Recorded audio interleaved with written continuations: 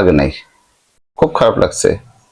আপনারা সবাই জানেন, সকাল থেকে হয়তো ঘটনাটা শুনছেন, সবাই বিভিন্ন চ্যানেলে প্রচার হয়েছে।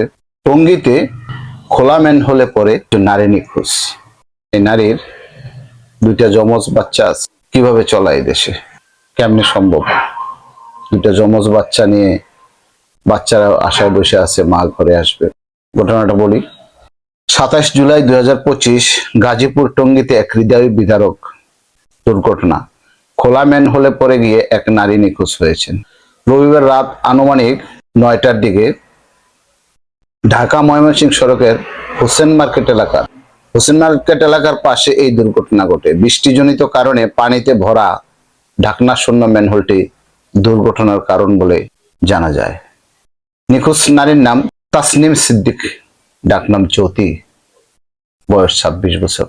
তিনি ঢাকার মিরপুর এলাকার বাসিন্দা এবং একটি ঔষধ প্রস্তুতকারী প্রতিষ্ঠানে কর্মরত ছিলেন।